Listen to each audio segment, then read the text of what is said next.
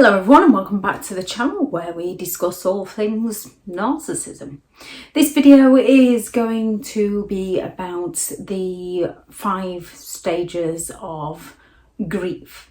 As when it comes to life, when we lose anything or when there is a change within our circumstances, there is usually a part where we are suffering a loss. Even the loss of an old job, even when we're getting a new job. There's a loss which can cause suffering, which can cause emotions to hit us. So there tends to be a pattern of the 5 stages of grief and the emotions that we have to process.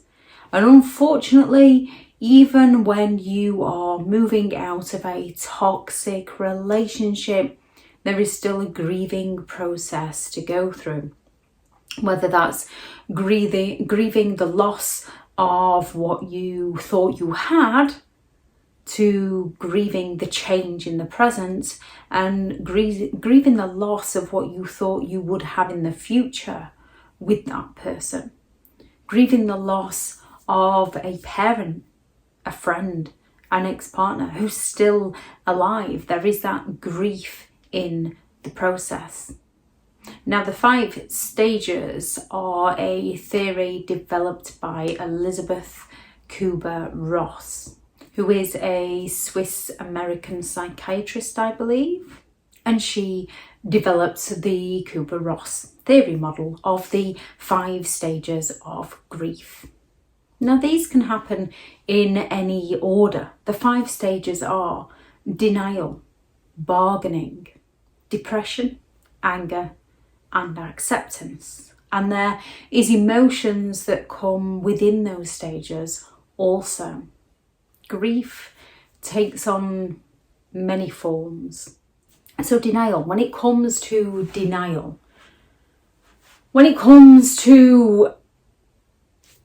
recognizing that our parent is toxic, is narcissistic, we can rationalize and justify that it's just a generational thing, because it can be just a generational thing. If they've not been toxic and abusive in other ways, if they can recognize their behavior, if they actually want what's best for you, if there isn't all the other layers to it also.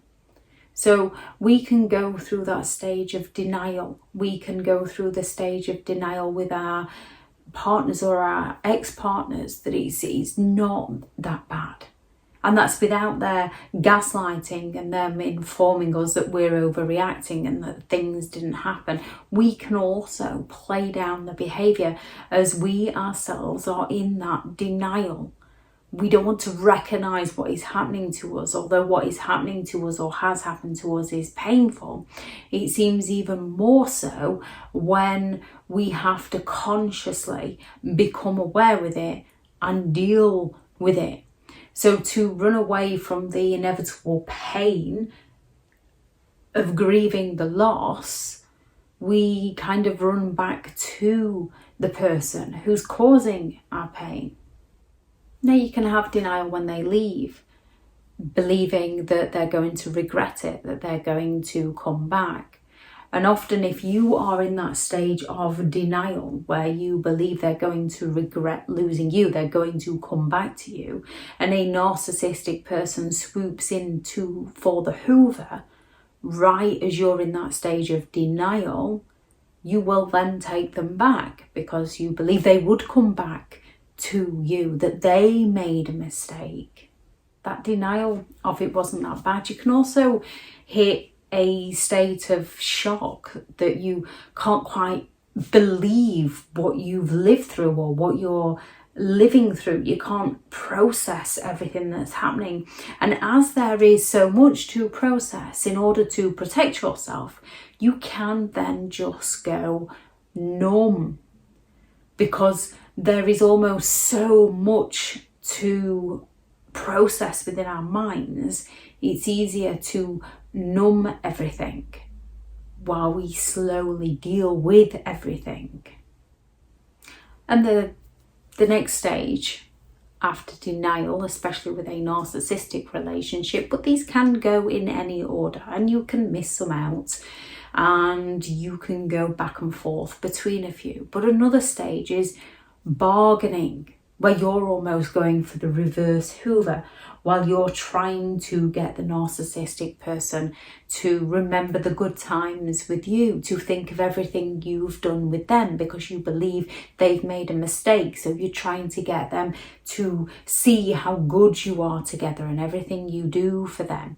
You might then chase them. You might then change who you are as a person again to please them. You might start to question, well, if only I'd have done this, if only I'd have done that. You might start to ruminate if you weren't ruminating before. You might do absolutely anything to get back together with them, to avoid dealing with the grief, to cover up the grief, by getting back together with them, by bargaining with them, to give the relationship another try. You might even find yourself bargaining with yourself with that denial of, well, they weren't really that bad. Well, they're not really narcissistic. Well, they've had a tough time. You almost become an enabler for them toward yourself by finding ways to justify why you shouldn't go no contact with them. You bargain with your own mind that no contact can cause guilt. So it's easy to bargain with yourself as to why you shouldn't go no contact than it is to face the reality and the pain and to go no contact with them. Depression. And depression isn't always a mental health issue. It can be a mental health issue, and it can be a mental health issue when you've been in this kind of relationship because it causes so many issues to you. However, depression can also be based around the circumstances that you have found yourself in. And once you work your way out of those circumstances and the fog lifts, so does the depression and the physical symptoms, because you've stepped away from the situation that was causing those symptoms. But one of the stages of grief can be that depression, and it's nasty at times. You can not feel like getting out of bed. You can lose all reason as to why you should be in the world. It's confusing. It's heartbreaking. Depression is a response to the grief where you can feel confused, you can feel tired, you can feel fatigued. You might feel like you're not hungry, or you might comfort eat. You might reach for the alcohol to drown your sorrows, which a narcissist will happily use in a smear campaign against you. You might find yourself unable to take care of dependents, which a narcissist will use against you. You might find yourself unable to take care of yourself because you are going through the depression stage of the grieving process. The numbness has gone and the reality is starting to set in, and it's hard. It's hard going at times to process everything that you've been through. And if you weren't already full of anxiety while you were in a relationship with a narcissist or around a narcissistic person, when you are going through depression, you can then be hit with anxiety. And you can also be hit with guilt of not being able to make it to work, guilt of letting people down, guilt of not being able to care for yourself, not being able to care for dependents. And that guilt alone can spiral you into a world of depression. And then you might get the anger and the resentment, those why me's, how dare they, how could they? You can become bitter and cynical with the world. You can have that anxiety. You can have that impatience. You can almost believe that everybody is against you. It's just cycling through all these emotions to try and process the grief that you're going through, the pain and the struggle is real, as is the pain. And these are all normal emotions and normal things to process when you're grieving the loss of something. It's often our lack of understanding to the grief that causes us to question ourselves more rather than work through the grieving stages. That anger and that resentment can drive you into seeking revenge. It can motivate you into seeking revenge as you're sort of pulling yourself back up from the denial, the bargaining and the depression. That anger almost gives you your fight back to go again, when it's often not anger, it's not revenge you're after. That anger is driving a sort of justice, and sometimes that justice is just becoming a better person within yourself and being able to get on with your life after someone tried to take everything away from you. Seeking revenge after someone has lied and deceived and hurt you, broken you, is a normal emotion to go through. You just have to use the anger in a way that propels you forward in a healthy manner. Narcissistic people use that anger to hurt people. Non-narcissistic people do usually have the compassion and the empathy and the object constancy to stop them from taking things too far.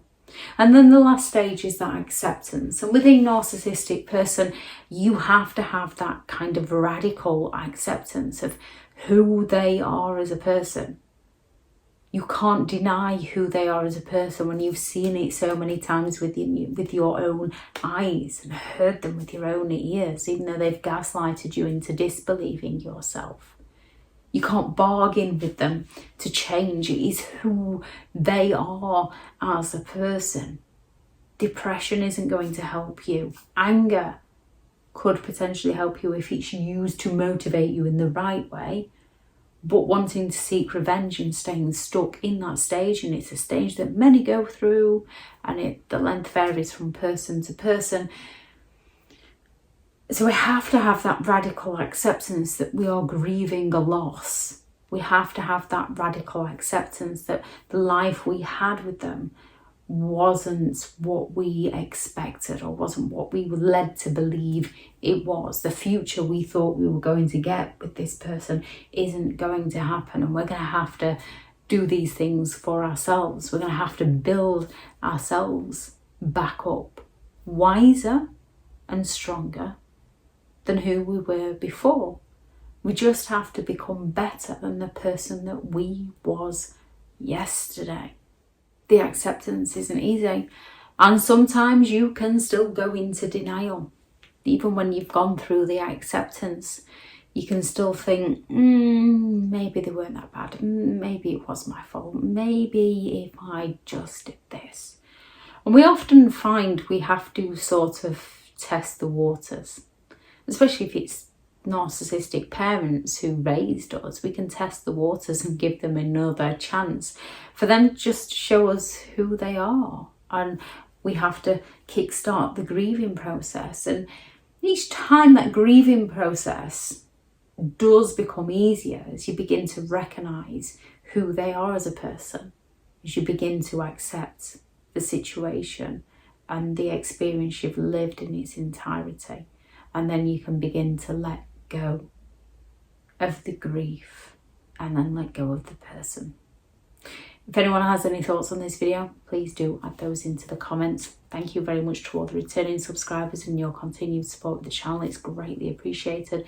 If you are new to the channel, I'm Elizabeth Shaw. This channel is all about narcissistic behaviour to give you more understanding of the people you might be dealing with within your life, how to handle yourself around those people if you cannot go no contact, and different methods to find what works for you to help you understand and overcome narcissistic and emotional abuse. If you do find the information helpful on the channel, please do subscribe.